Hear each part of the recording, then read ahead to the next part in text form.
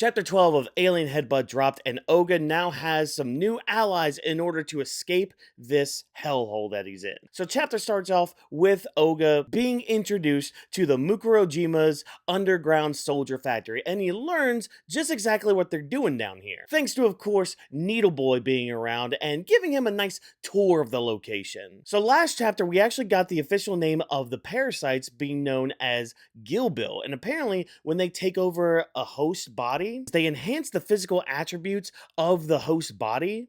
But unfortunately, the host body does end up kind of losing their mind. And we see this in all these cages that they have. Like, they've been testing on animals. The few humans that they have tested on end up going crazy, bashing their heads in, destroying their furniture and all that. Like, they turn into absolute monsters to the point where they don't even recognize who they're attacking. And so, of course, Oga's kind of realizing this, like, oh, not everybody's compatible with these Gilbil. Oh, no. And Needle Boy picks up on this. He's just like, yeah, it's coming to your mind now already, isn't it? You may have actually just endangered your sister and that kid by putting that parasite into your friend. And of course, Oga doesn't want to take all this just lying down. He knees Needle Boy in the face, but Needle Boy has some backup. They have these digger-like aliens that, made the facility, dug the tunnels and all that, made sure that they were safe to do all these experiments. And of course, they're also the bodyguards of the facility. So at this point starts Oga's 2 weeks of just torture and experimentation. And you see,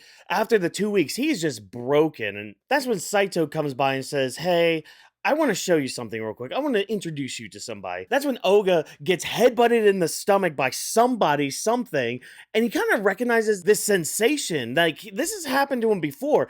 And we get this goat girl here by the name of Little May. That's right, the goat that we had in chapter 1.